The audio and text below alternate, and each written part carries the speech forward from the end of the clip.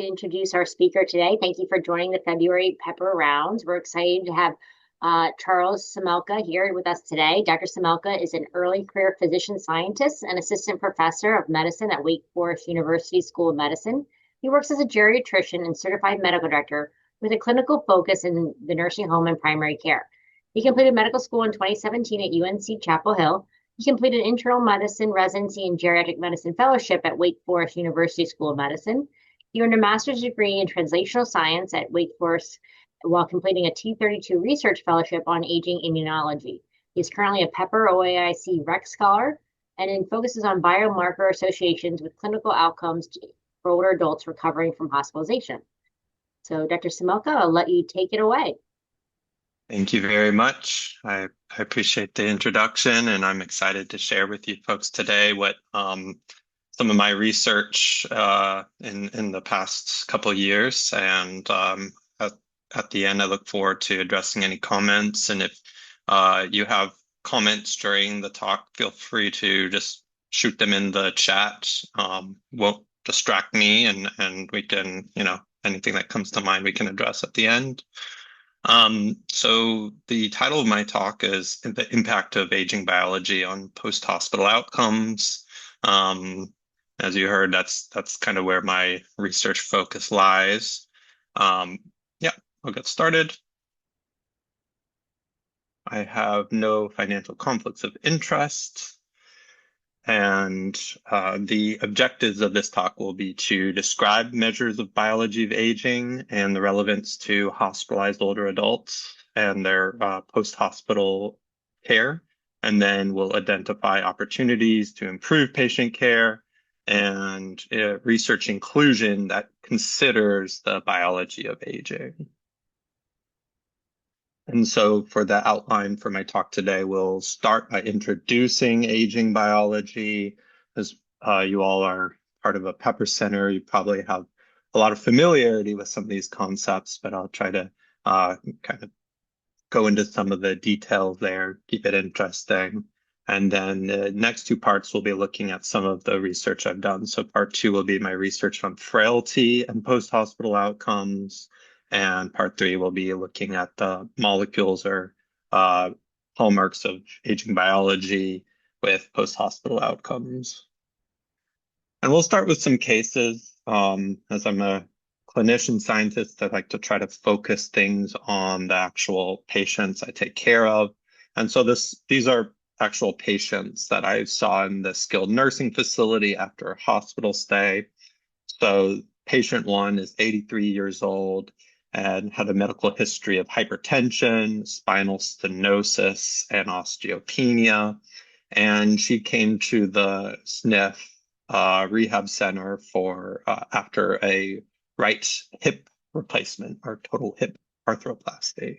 And then the second patient is another 83-year-old female with a very similar medical history of hypertension, chronic low back pain, and mild cognitive impairment.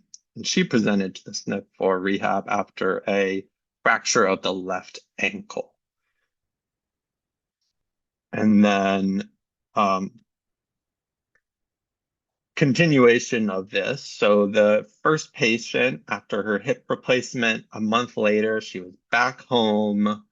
She was being engaged in the community, kind of a community leader in the retirement community, playing shuffleboard tournament with the folks who lived there. While the other lady, the one who had the left ankle fracture, she remained in the nursing home for long-term care. She did not rehabilitate to her prior living at home, unfortunately. And then after a year, she had passed away.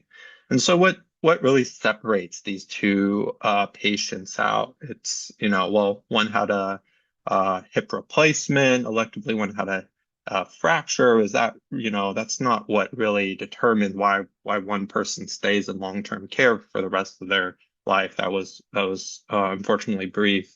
Certainly their age was the same, and their comorbidities were quite similar. And so that, as I don't need to explain to you all that, age is not a very good predictor or differentiator basically after 65 in terms of functional outcomes, their years of healthy lifespan. So we have to unpack that more to help determine what leads to some folks being fit and maintaining independence in their the last decades of life versus mounting frailty and unfortunately developing disability. And so that's where the aging biology comes in. And so we'll look at that. So I borrowed this, kind of adapted this slide from the Shock Center, and I think it's helpful to kind of frame the different levels of aging biology. So you could start at the organism level, and that can be looking at functional decline, including frailty. You can do physical function measures, which I'm sure many of you have included in research. Then you can go down to the organ or cell specific level. So that could be, decline in your organ systems, such as, heart disease, lung disease, even, dementia is a brain disease, is a chronic tissue level condition. And then we can unpack it further down to the organelle or even the molecule. What kind of drives these, diseases at higher orders from the organs to the whole organism level? So we're looking at intracellular changes, molecular changes that have been described as the hallmarks of aging biology. And I gave a little snippet here looking from, changes in the gut flora, chronic inflammation, cellular senescence, which we'll come back to, mitochondrial dysfunction. And a lot of these processes are interrelated. And so what we'll focus on for the rest of this talk will be the frailty at the organism level and the molecular changes that occur with aging. And so we'll zoom right into frailty. I probably don't need to define this for most of you as you are in aging research, but there's a lot of folks who really don't understand what frailty is. And so, briefly, it's basically a loss of reserve. So somebody who's fit, non-frail, can have a minor illness. In this green line, it's kind of a blip, but they're back to feeling well after a couple of days, maybe some antibiotics, where in the red line, somebody's frail. They might have a similar condition like a UTI, and that really just knocks them flat on their back. And so they might become hospitalized or dependent. It might take them weeks or longer. They might, develop sepsis and end up hospitalized. And some will recover, some may not recover because of their frailty. So those individuals with frailty have increased risk for falls, disability, multimorbidity, institutionalization, mortality, and then on the healthcare setting, increased hospital length of stay and post-op complications. And I'll briefly cover the two main frailty measures. The first one that was defined was the frailty phenotype by Linda Fried in 2001. And it's amazing. It's been, 25 years of, since frailty has been described in the literature, and it's just becoming more and more, popular. You can see folks in cardiology, oncology are borrowing these terms. I feel like us in aging research, we should be the ones who continue to champion them and also help maybe guide folks in terms of what is the right measure to use and what does it really mean. So, frailty phenotype of these 5 criteria: weight loss, exhaustion, slowness, and their walking, hand grip strength, and physical activity. So these are all, this is a clinically measured condition, and you have to hit 3 of these 5 criteria to be considered frail. Now, the other one sorry for the busyness of this slide, that is quite popular is also the Frailty Index that was described by Ken Rockwood in Canada in 2005. and it captures. So I'm talking frailty indexes can be created over each frailty index can be individual to that specific population or data set. So the one that I'm going to be describing is the electronic frailty index that is actually embedded in our health system, electronic health record. So we capture 54 potential age-related health deficits, and we validated that measure in 2019. And so the way it is scored is from 0 to 1, where it's the number of abnormal findings over the total possible findings, and 54 in our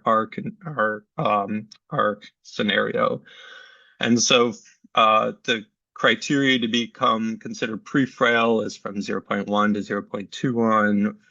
Frail is 0.22 to 0.3, and severely frail is actually I kind of put a severely frail category in there, which is 0.31 and above. So basically, 30% of all these potential deficits. And so how do we compare and contrast these two different ways of looking at frailty? Well, there's the phenotypic frailty, or the Freed frailty, is used in the cardiovascular health study. You can see kind of this concept of sarcopenic obesity, where there's low strength, and then the accumulation of deficits in the frailty index can be seen in maybe more studies where you can create this composite score of individuals that you're following over time. So the strength of phenotypic frailty is that it's clinically defined. It's a measurable phenotypic state. It's kind of something that you can see somebody who walks into a clinic room and you say, oh, they look frail. Well, that's probably phenotypic frailty. It makes sense. So put this Greek marble statue there. This individual is missing the head and a leg, and that statue is broken. That's clearly a frail individual in this analogy. It's fairly specific too. I mean, you can tell if somebody's frail by, if they're not able to walk very fast, or if they're, not sleeping, not eating well.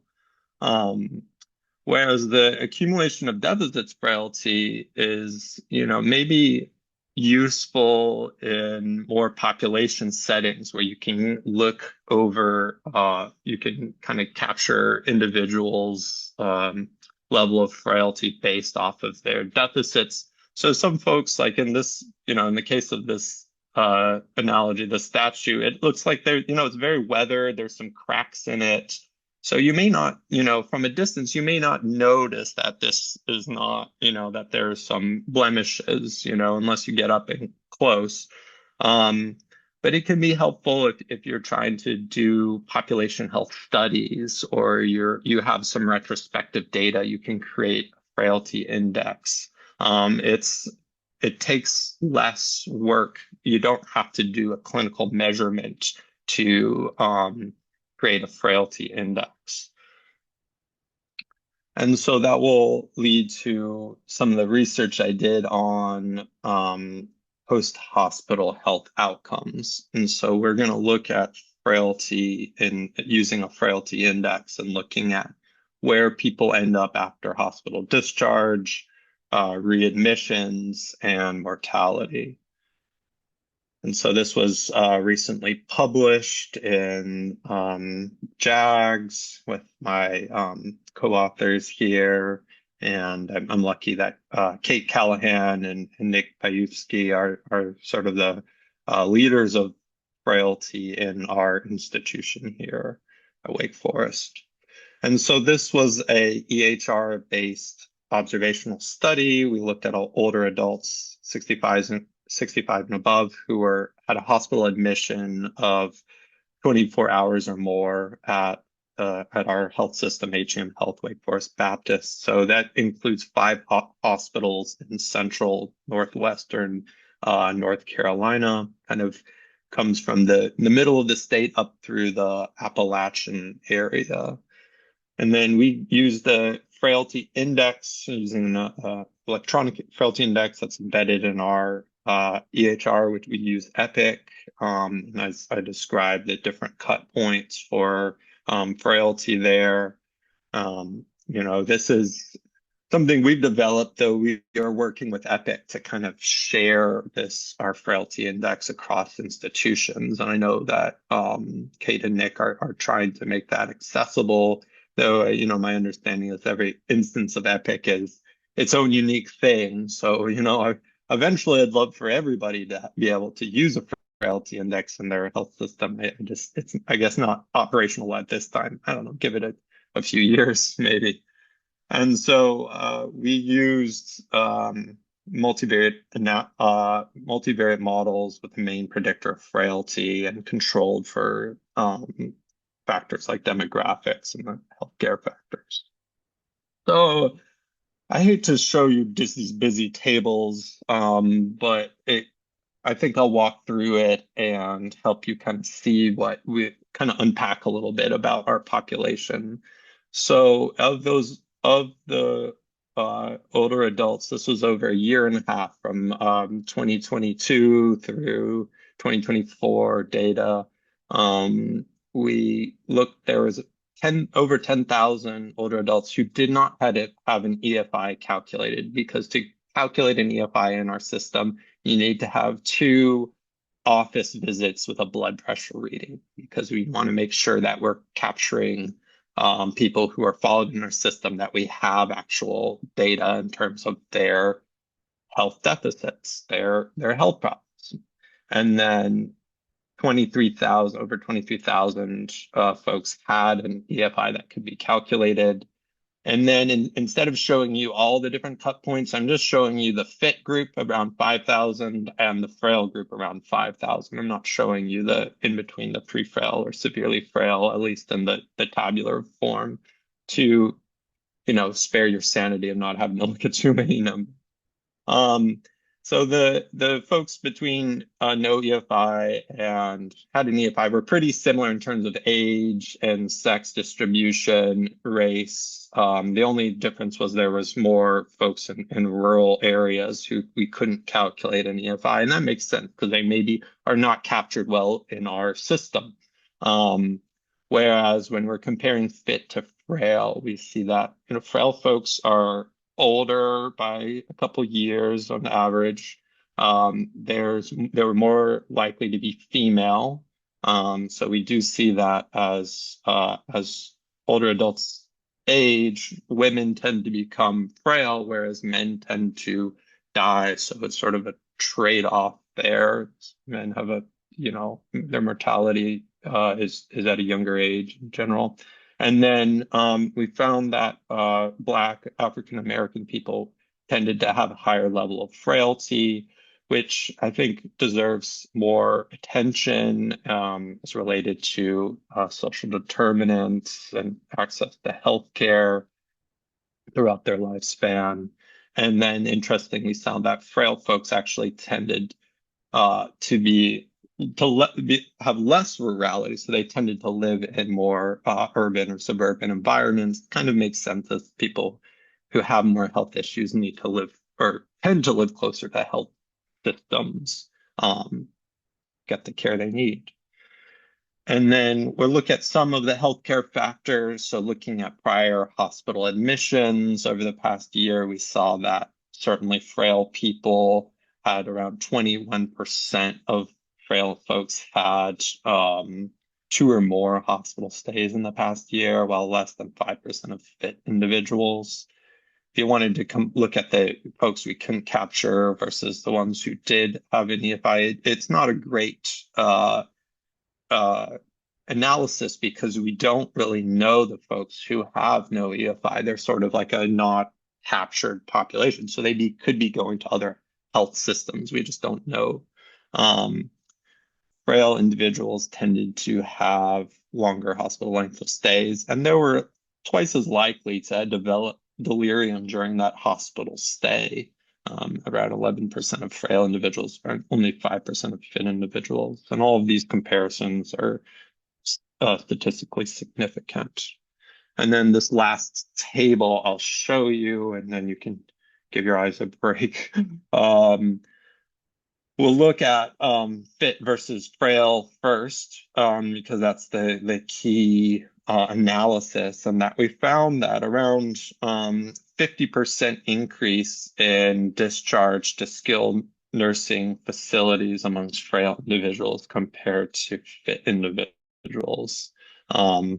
Whereas when you're looking at mortality and readmissions, you're actually thinking about doubling of the mortality rate, so around 20% of frail individuals in 90 days, and 90-day admissions were also about double in frail groups compared to fit. So around 26, or about a quarter of the frail population had a readmission within 90 days.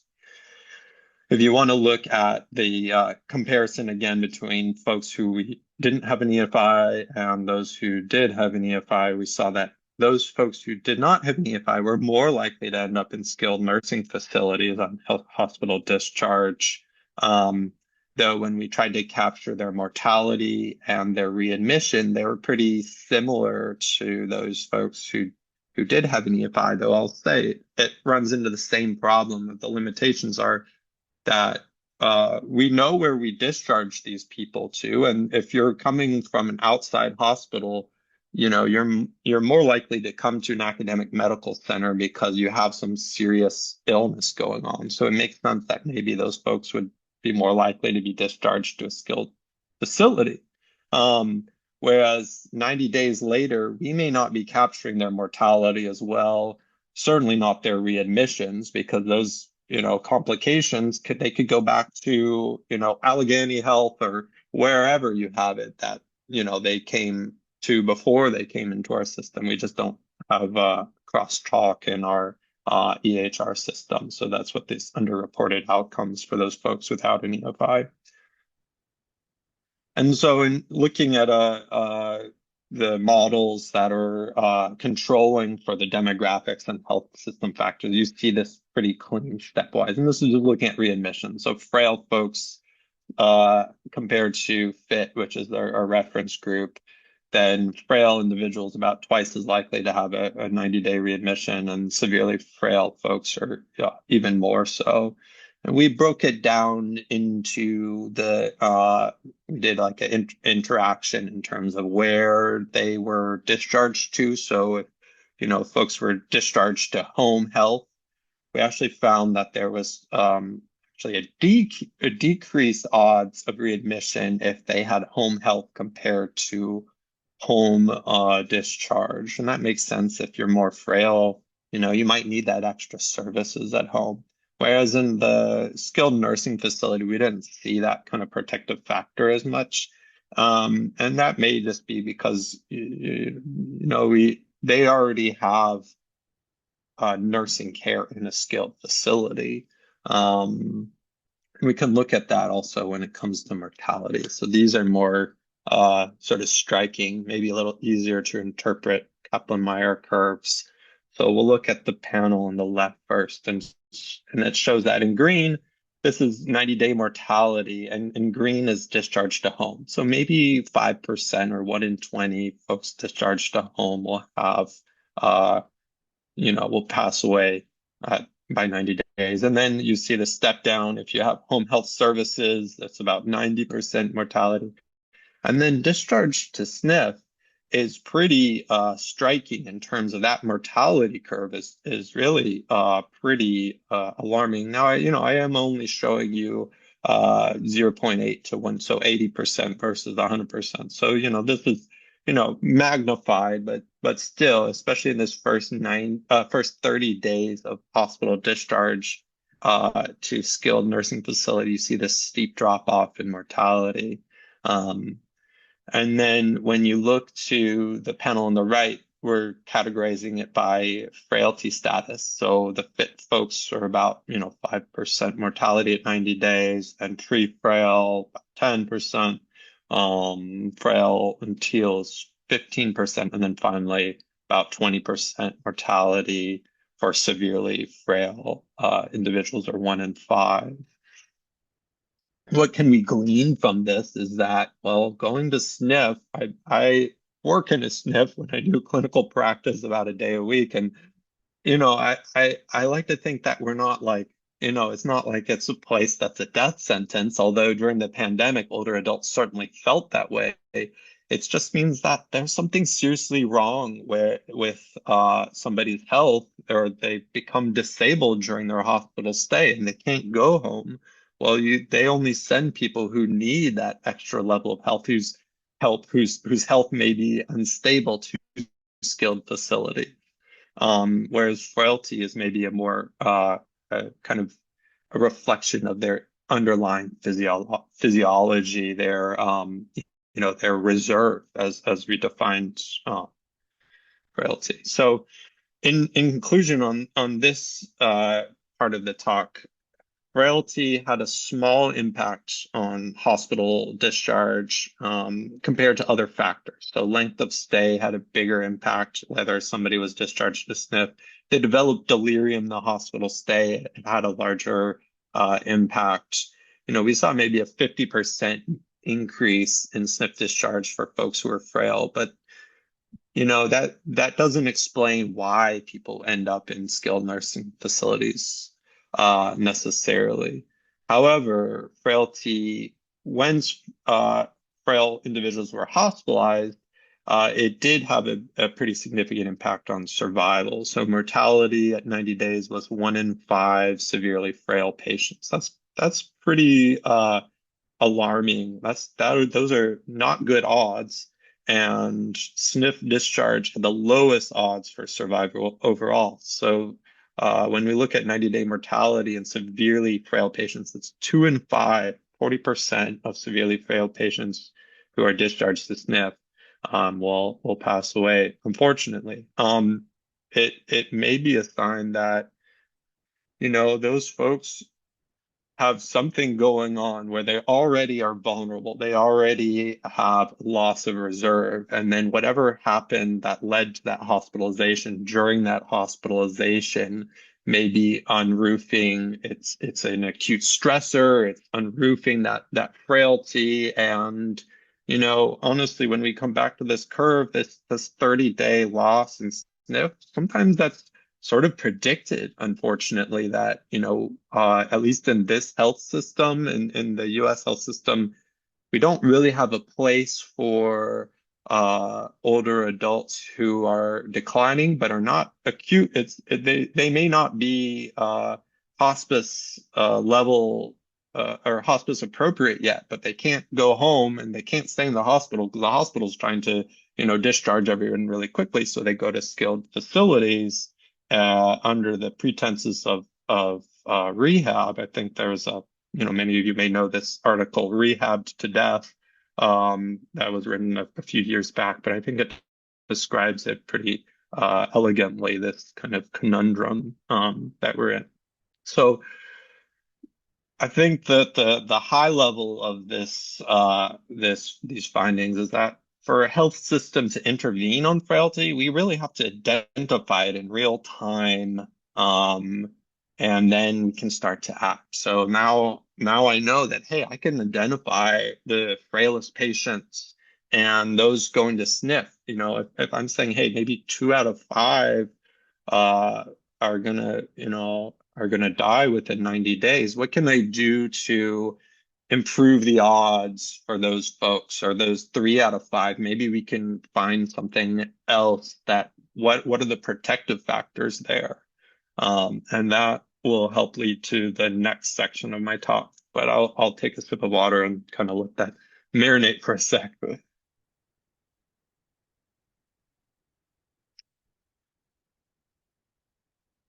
And so just quickly, the limitations of this study was that it's EHR data from our single academic health system in North Carolina. And we didn't measure physical function. So we didn't capture physical therapy notes that have impact scores that kind of tell, that might be more predictive of whether or not somebody goes to a skilled facility for rehab than their level of frailty, because it's really you really go to a skilled facility because you have a disability. And we didn't include economic factors in our analysis, and I described some of the challenges with folks who are outside of our health system that don't have EFI. And so then we're going to pivot next to looking at aging biomarkers and health outcomes. And so this is really my current focus of my research, kind of trying to take this more translational medicine lens to take, molecules to the bedside. And as alluded to earlier, the molecular hallmarks of aging biology are becoming well defined.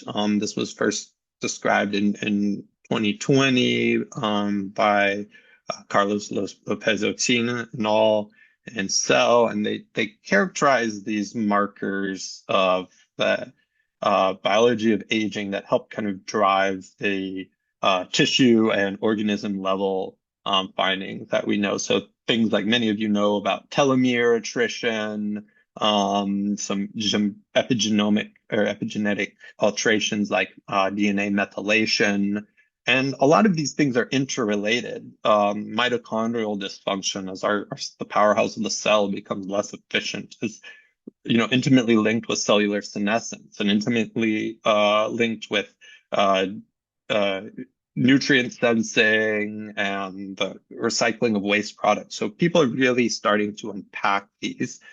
I'm curious about cellular senescence for a few reasons. It's known that these senescent cells accumulate with age, and I'll show you next slide a little bit more of a primer for those of you who are not as familiar with senescence. But the markers of senescence, one of the markers is the inflammatory secretome or inflammatory molecules that these senescent cells secrete, and we call that the SASP, which can be measured from a simple blood collection. And then they're starting to be understood to be modifiable. So emerging treatments called senolytics, which are in early human trials. I'm part of some of those in my institution, and we're starting to see, hey, can we actually reverse this?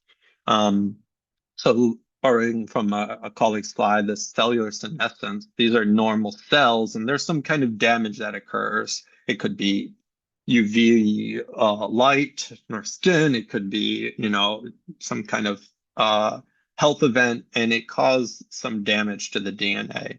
And through these pathways, it kind of creates this senescent cell that is not it's not dead, but it's not functioning well either. So it undergoes growth arrest. It kind of escapes from the cell cycle.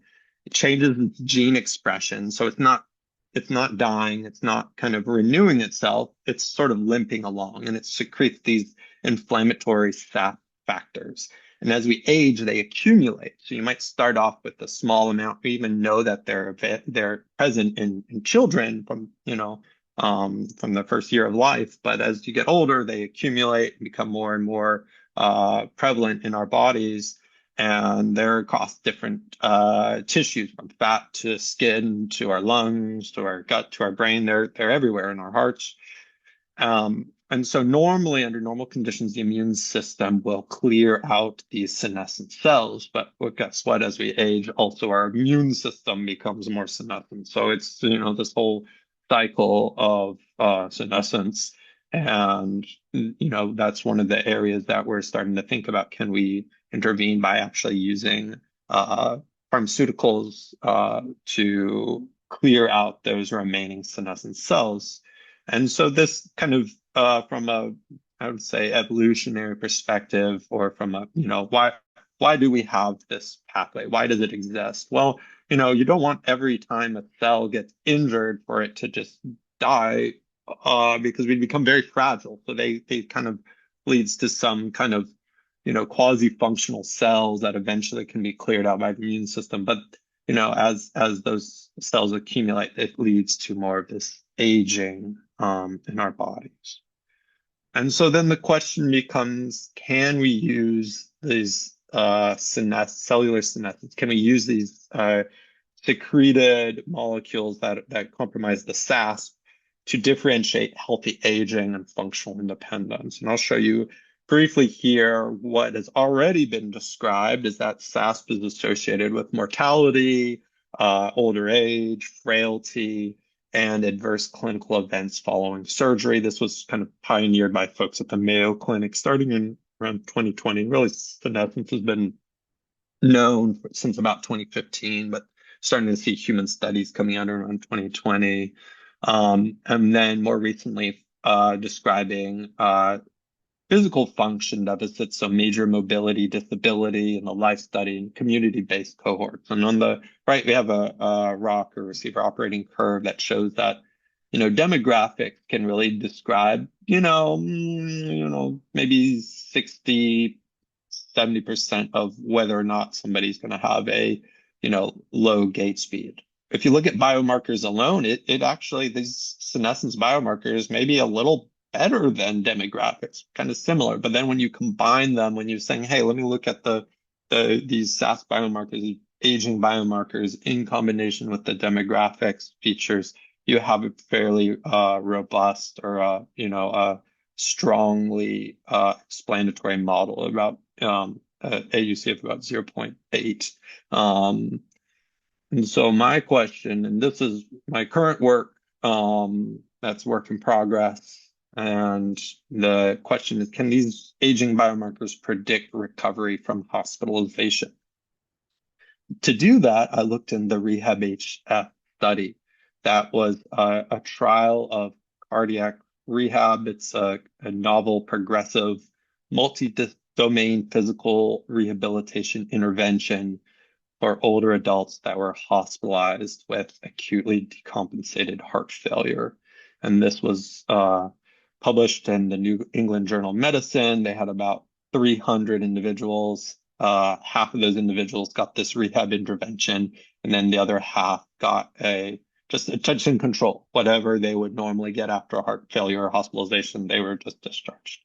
And the baseline SPPB score, which is a pretty standard measure of physical function, was around 6 in both groups. But then after follow-up, you saw this 1.5 increase in SPPB amongst the intervention group. So, very significant. That's in terms of SPPB change, that's one of the larger effects from a trial. And this is really an ideal platform for me to test these biological predictors of recovery from hospitalization.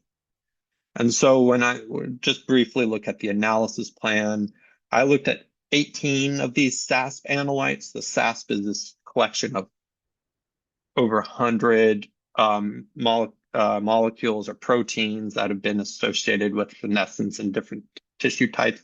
I took 18 of them because I had pilot funding. These are the ones I could afford. And I looked at this existing literature and I said, okay, if they were present in more than one of those papers, I said, that's an analyte I want to study. So that's what I got. And I had plasma available on 226 patients at their baseline hospitalization. So during that heart failure hospitalization.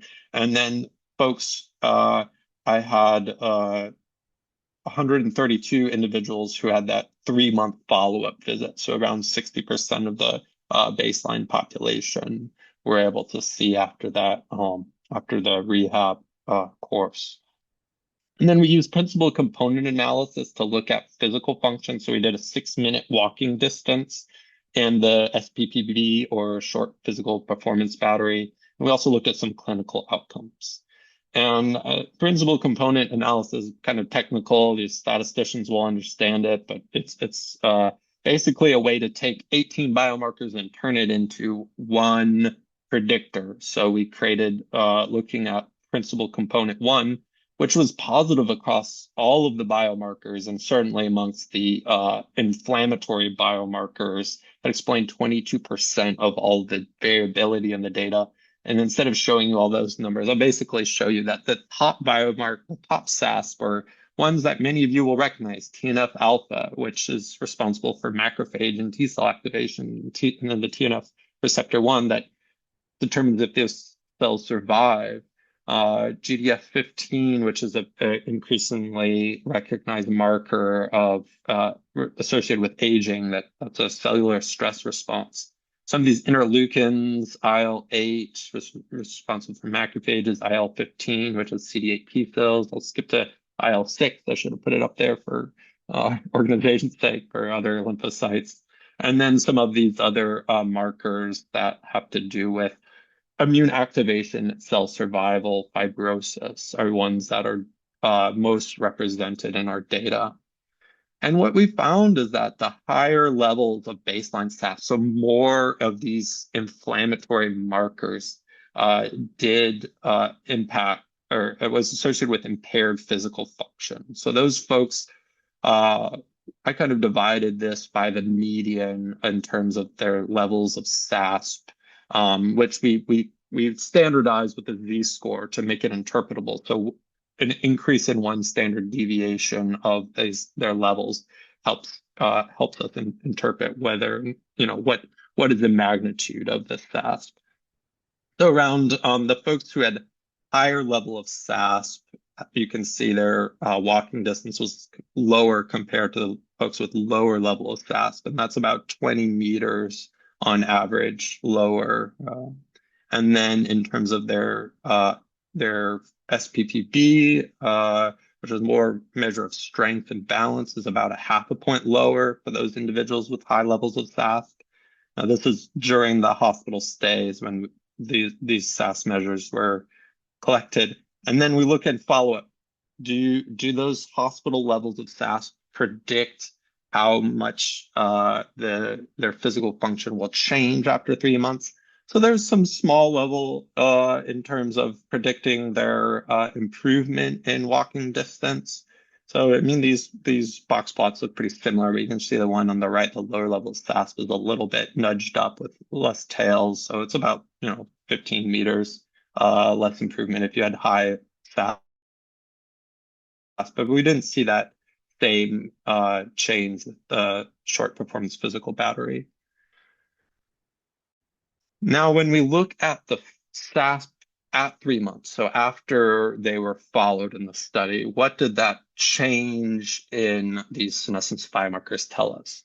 So the folks who had actually increased SASP levels, so in the box plot, the one on the left, had a higher and clinically significant decrease in improvement in their physical function. So around 50 meters less on a 6-minute walking distance. So that's clinically significant. 50 meters, pretty good distance. And then less improvement in their SPPBs, about 1.8 points lower. So out of 12, that's also quite a difference there. And then we'll unpack some of the clinical associations for brevity while looking at their in-hospital, the baseline SASP. It doesn't really tell you what will happen later on. So everybody has similar level of inflammation during this acute event.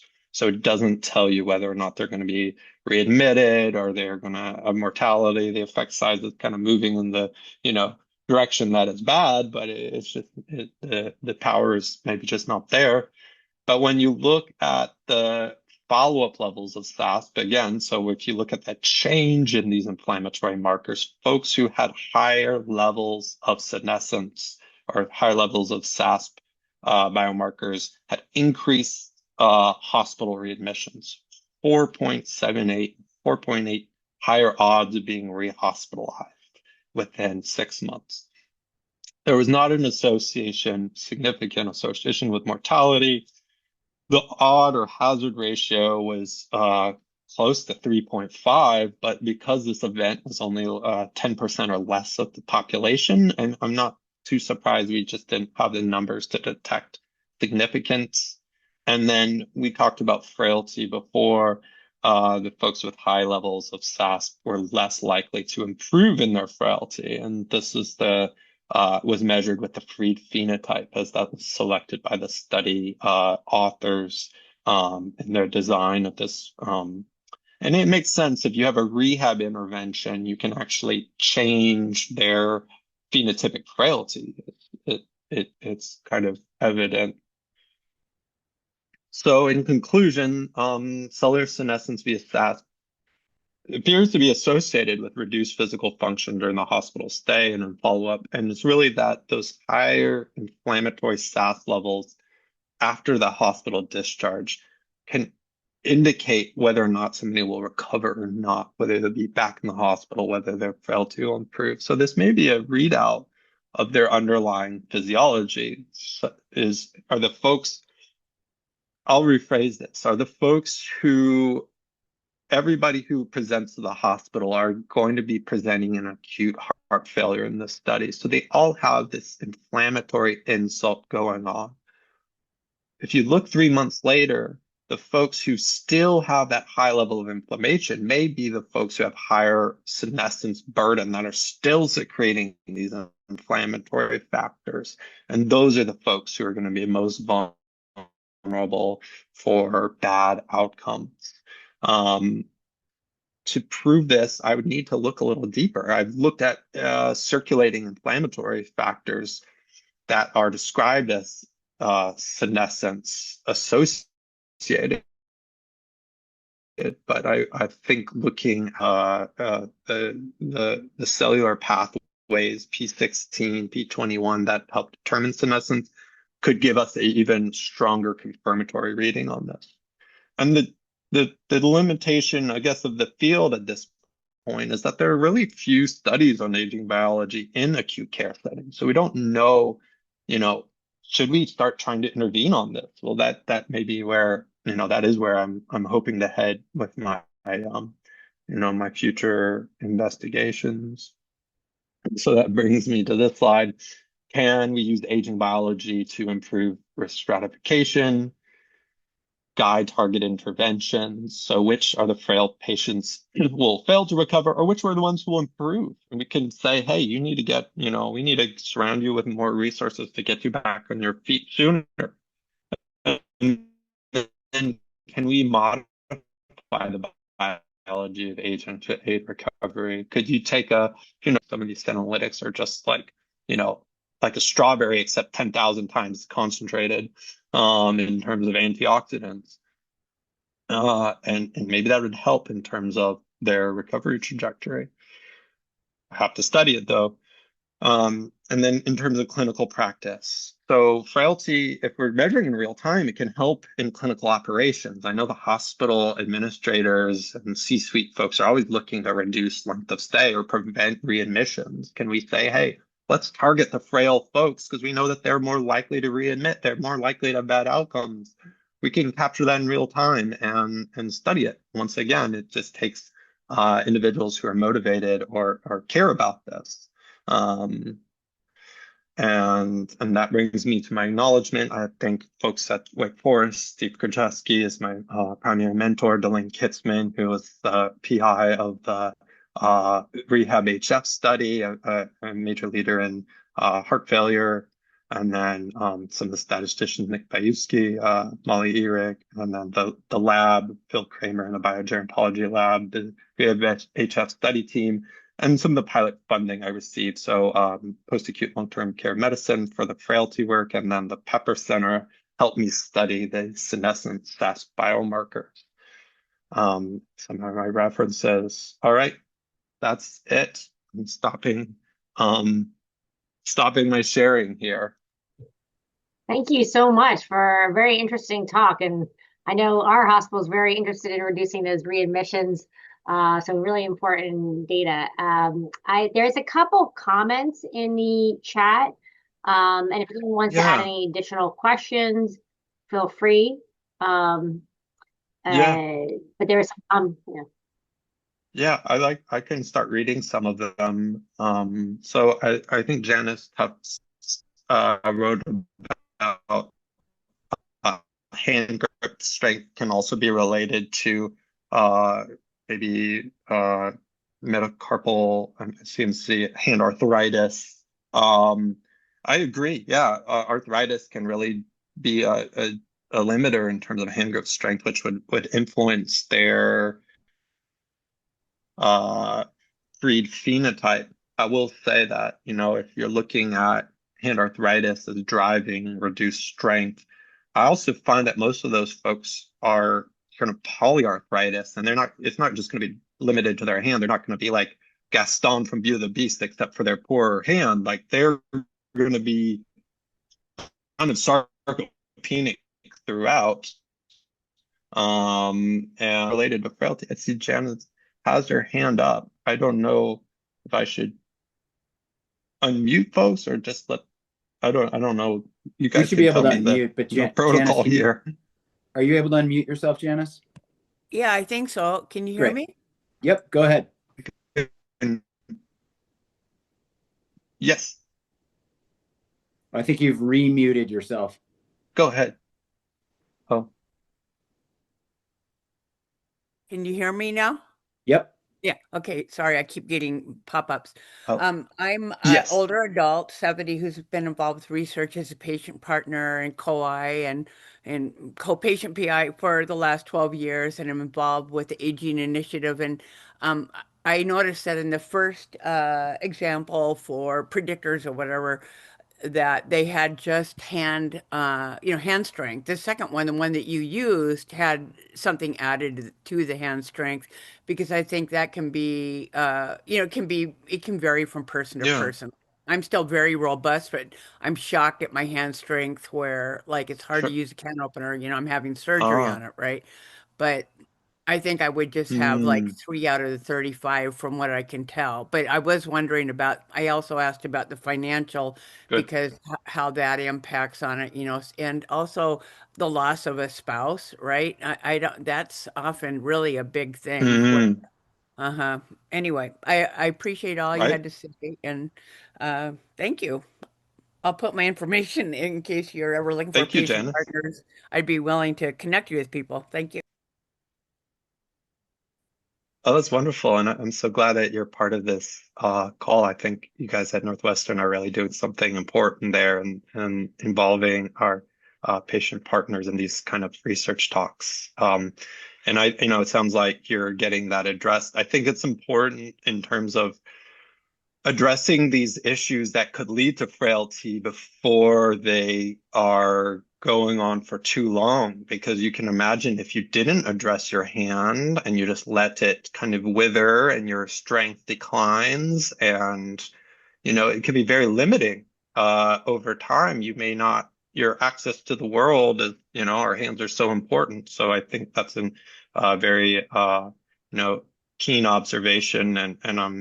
I think the frailty index is interesting because it doesn't, it's sort of agnostic to what deficits you accumulate. It's just the total number of deficits. So some folks could have hand problems and foot problems and back problems, and other people can be totally fine in that department, but their issues are related to their kidneys and their brain and their bladder. And, it shows it's more of a measure of vulnerability. As you start to have more and more health problems, it's more likely that more will accrue and that you're going to be less likely to bounce back from whatever happens to you in life. And so, yeah, I think the frailty index certainly has some advantages, though, the disadvantage is, if you can't really spot somebody necessarily if they're frail or not, just based on the number of deficits, because you don't know. It's not like people walk around with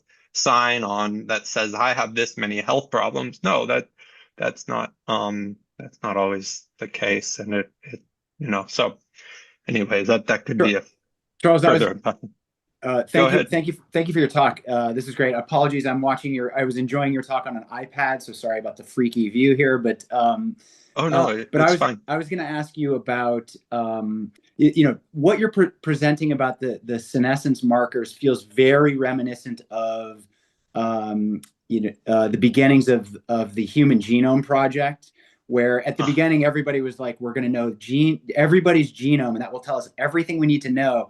And it turns out it's been much more. It definitely has very useful applications, but it doesn't really tell you that for a unselected group of people, it doesn't tell you that much more than you might get from just talking to people and asking about their family history.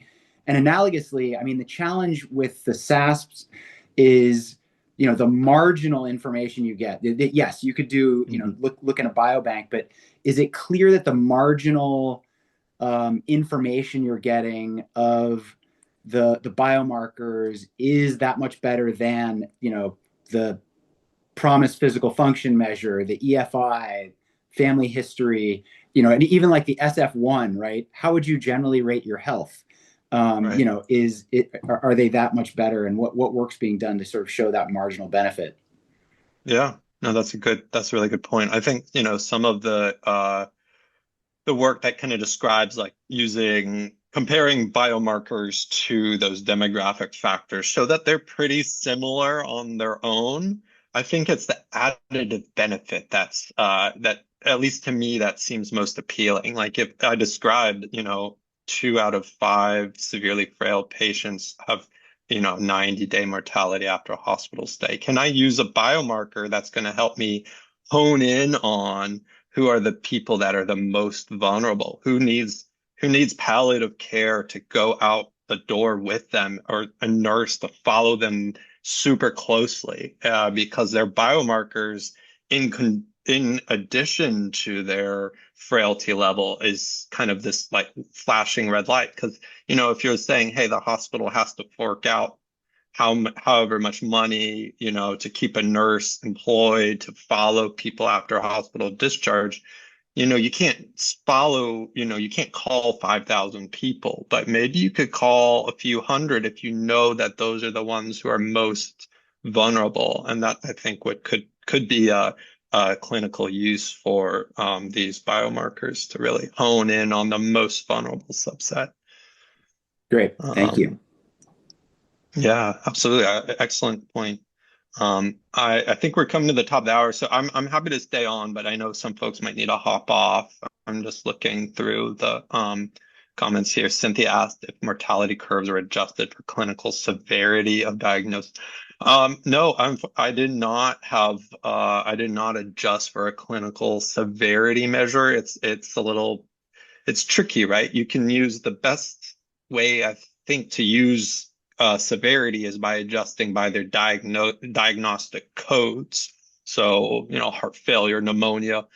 But then we start slicing, dicing the data, we're starting to lose power. So if you take, 5,000 and then divide by 10, and then you're only looking at 500 individuals. So, but it is a good question, and I think, another factor to think about is that physical function piece that I described as well. It's like, frailty is not the be all end all of, measuring vulnerability or risk in older adults, but it is an informative tool. And then I did skip over, I was excited, I forgot to address Janice's question about the economic factors on frailty. Yes, folks who are socially disadvantaged are more likely to be frail. And frailty costs a lot of money because it's, you're having more health issues, you're having to pay for more medications, you're more likely to become disabled, institutionalized. It is a conundrum. That's the challenge of aging in our current society, if I dare say so. We are at the end of our time, so okay. We're going to bring us to a close, but really, obviously, spoke to a lot of thought and discussion. So thank you so much for your talk today. And thank you, everyone, for attending. We hope to see you next month at our March Pepper Rounds. Take care. Thanks, Dr. Bradley. Thanks. Bye.